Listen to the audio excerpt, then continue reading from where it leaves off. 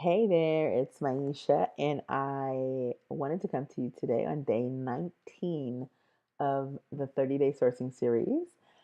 It's being posted a little late, but I did get the idea on the 19th of September. It was an idea that came at about 11:54 p.m., but I just made the cut. So I wanted to just share with you something that I'm going to call sourcing for skeletons. Enter the creepy skeleton laugh here. Now, sourcing for skeletons is basically when you're using the Boolean operator not to exclude lots and lots of what you would consider keywords, but you're actually going to be trying to find those profiles in LinkedIn that don't have a lot of detail. Now, just a quick backstory on what made me think of this sourcing for skeletons. When I worked at Google, I got to meet, some talented software engineers, and I'm thinking of three specific engineers right now. Of those three, two were not on LinkedIn intentionally. They did not want to be found. Now, the one Google engineer of this group who was on LinkedIn, his profile was the kind that I would have never, ever found because it was so keyword poor, so to speak, to use one of Glenn Cathy's terms of rich and poor keywords, but I think he calls it text poor. But his key value is so keyword poor profile in LinkedIn that you would never find him using traditional search words. So, for example, if you're looking for a software engineer who can code in Java, you're likely going to use the phrase software engineer in Java. Well, this particular engineer that I'm thinking of, he had all of 5 words on his entire profile, including his first and last name. I think the other 3 words were software engineer Google, but that was it. No endorsements, no connections, nothing.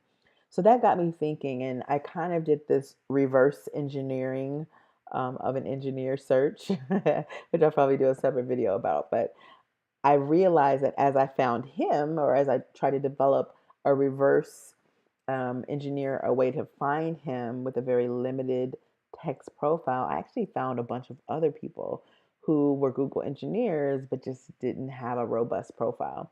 So I want to show you how you can source for skeletons of results. So we have a little bit over 3,600 results here. And in my job titles column, I've placed the word engineer. And in my keywords, let me show you the string.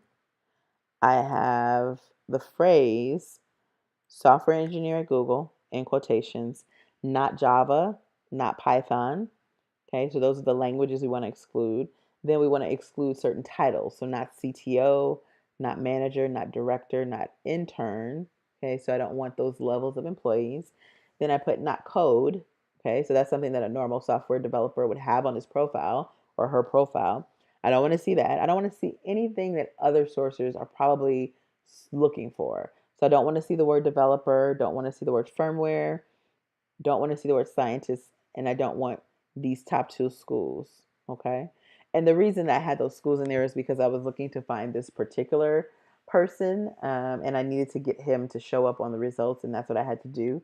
You don't need to put a school in there. You can just, leave it at that, but get really specific in what you don't want. And the funny part about this is that you have to choose things that you actually do want to see, but you just won't see them on a text poor or keyword poor profile. Because, like, these are all good skills to have. However, you just want the profiles that didn't list them or didn't think to list them. Okay. So, using that string, we found over 3,600 profiles, and they're skeletons, right? There's no pictures there for the most part. A few people have pictures, but for the most part, they are skeletons, just empty faces on LinkedIn. Here you go, and another one. He actually had a little bit more detail here, but it's mostly just Google, no endorsements, not a lot of connections. Okay. All right. So that's the first one. That's the software engineering one. I'm going to close those screens and I'll take a screenshot of this for you so I can add this to the blog. Okay. So that's the first one. Now, let's move on to another example, a non-tech example. Let's look for people that have the title CPA, okay, abbreviation for Certified Public Accountant, but let's explicitly find people who do not have the words accountant or accounting on their profile. So we have CPA, not accountant, and not accounting. Now you might think, well, how can you even find any profiles that don't have accounting, but they're actually CPAs? Well, 4,900 profiles. Let me hit enter and refresh. 4,900 profiles have the word CPA or the phrase CPA in the title here. Okay, that's the headline. But the title, let me highlight it for you here. Okay, so the current title is CPA candidate at 0. Let's actually say not candidate because we don't want candidates. We want people who are actually, okay, so that took away 4. There we go. So this is a CPA who does not have the word accountant or doesn't have the word accounting on their profile. And again, you do see one picture here, but for the most part, these are people without pictures. They have not fleshed out their profiles yet. But you have quite a few to choose from, right? These are people who will be at the very bottom of your competitor's search. Okay. Keep in mind, you can only view 1,000 results at a time. So you can continue to eliminate phrases using your not operator until you find what you want. So you can refine it, maybe down to 1,000. Like for instance, I may say I don't want the word sales. Just saw that one. So let's say not sales. Okay, so it went down a little bit. Got a bunch of skeletons here. This says pilot and CPA. Let's say not pilot. Random, right? But this is just the way you exclude. You can sometimes you'll use words that you don't want to see as you're fine tuning it. Here you can even put in some titles like not president and maybe not director, not VP. Good. So that took off some. Okay. So nothing but skeletons, nothing but net. All right. So that's how you do it. It's kind of fun.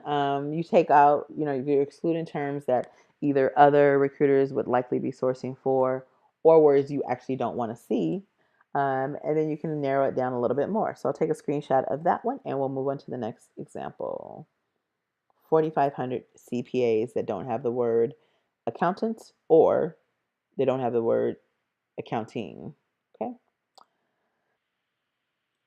All right, on to the next one. So I want to find people who are a mobile developer or engineer, not a manager, not a director in their title, and who also do not specify any of these terms. And I'm going to also break them out for you. So we want a mobile developer who actually doesn't list any mobile programming languages, which is kind of an oxymoron, right? So not iOS, not Android, not Windows. And then I put in a couple of programming languages, not Java, not Swift, not C++. And then I didn't want to see any founders, web developers, front end developers, hardware engineers, and then no systems or network engineers, as well as system engineer. So systems and system engineer. Okay. So excluding all of those terms, I then found over 1,000 skeletal profiles, right? Very little detail, but they actually fit the criteria. They're just people of very few words, right? And we can click out into a couple of these and you can see how little they likely have on their profile.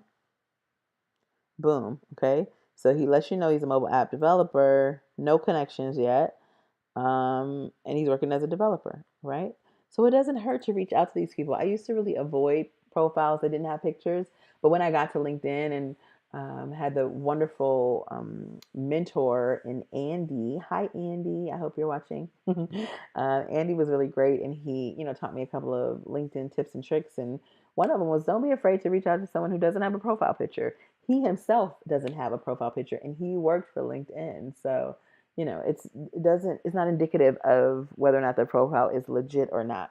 Now, obviously, there are some fictitious profiles in LinkedIn, so you should be careful and still look for cues that it may not be the right person. So I think those 3 examples give you a little bit more color. Again, I'm taking a title or a phrase, and then I'm excluding words that I would normally include and I'm trying to find those profiles that end up at the bottom of the pile and elevate them to the top of the search. So this is what I call sourcing for skeletons. If you can think of some other applications for the sourcing for skeletons approach or even the knot operator, I would love to hear from you at Talentgenie on Twitter or talentgenie@gmail.com. Thank you so much for watching. I'll see you next time.